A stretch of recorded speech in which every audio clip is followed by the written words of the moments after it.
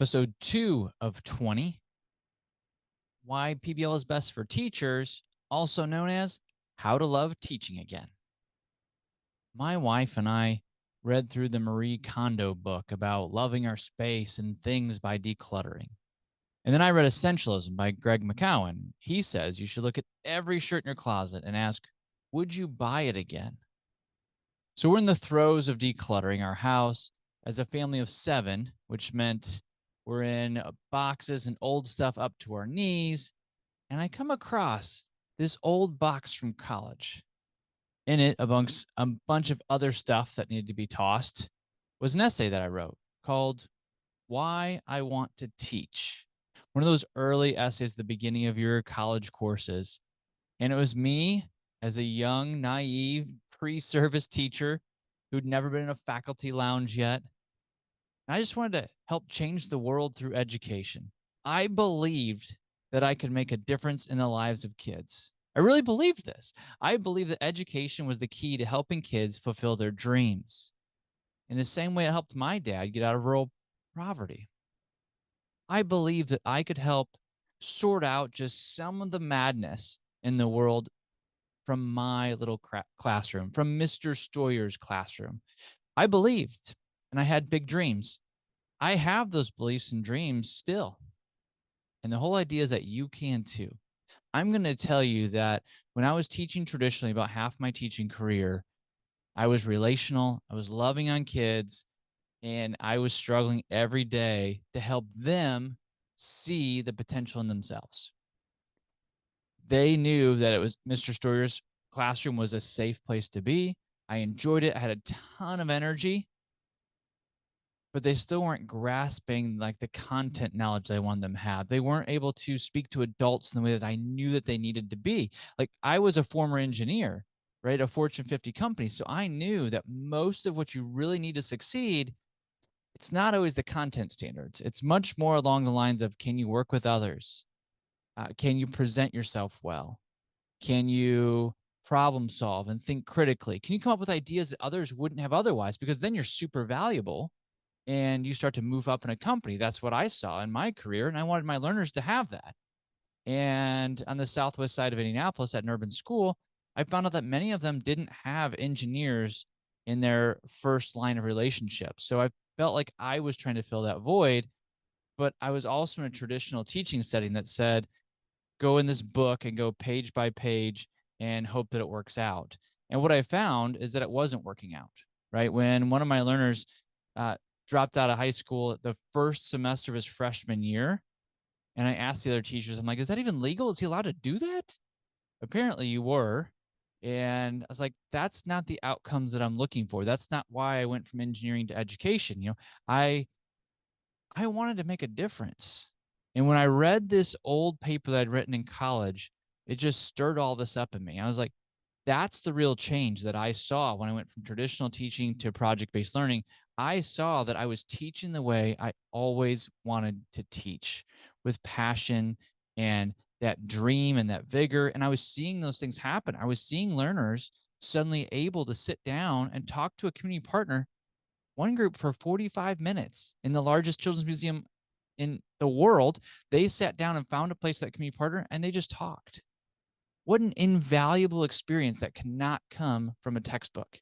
It was awesome. And we just see that again and again and again with project-based learning.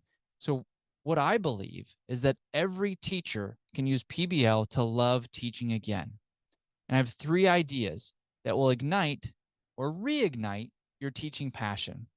The first idea is we get to teach like we've always wanted to teach. And first comes that belief, but you have to know that that college essay that we all wrote about changing the lives of our learners, seeing light bulb moments and providing our learners with opportunities that they would not have had otherwise, those are real things and they can happen. And I want you to push back on the cynicism that says that teaching is this really difficult profession. You can't make any headway, and state testing is against you, and businesses are against you, and all these things are against you. What if that dream was still possible? What if you went to go visit a school that's doing project-based learning and you saw that it wasn't suddenly easier, but the dreams were being realized. The passion was there, the energy, the vigor was there. in the adults as well as the learners. They were living out their dream of teaching and changing the world. That can happen. And we are a growing movement of teachers who are living out their passionate why to change the world through education. Our big why right now is 51 by 51. And I say right now, it's going to be the same why for the next 37 years. We want 51% of schools using project-based learning by 2051. That's the goal. And that's why we're producing resources like this. We want you to have an outline of what project-based learning looks like. We want to introduce you to PBL so that you can love it like we do. There's definitely deeper ways to go, trainings, resources, all those pieces, but we want to reach out and say, hey, teaching's awesome and it's impactful and you can live out your why in this profession. Now, the second idea is growth. When we embody the practices that we expect students to use, we develop a deeper awareness of the nuances of these practices. As you're bringing PBL and these employability skills to your learners, you start to live them out. You have to teach transparently. You have to have this growth mindset in order to teach it, and it starts to change your life. My life's been changed by the intentionality of PBL, and so many other PBL educators, they say the same thing. Like Andrew Larson just published his book, Life's a Project. And he would say the same thing. He taught traditionally for 15 years and then flipped the switch. And he said it was like I was starting my career over again, and I loved it. And all out of that comes this book. You just get to live all of Andrew's experiences of PBL and life at the same time, because it didn't just change his classroom practice, it changed his whole life. This growth mindset permeates through all of our lives. So the next time you see a PBL teacher, yes, you can ask about the nuts and bolts. How did you get started? But throw in this question, would you? How has PBL changed your life?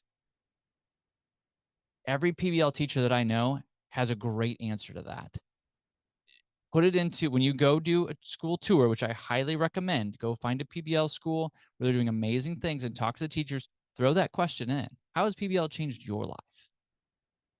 The third idea is relationships. The third idea that's going to reignite your passion for education is relationships.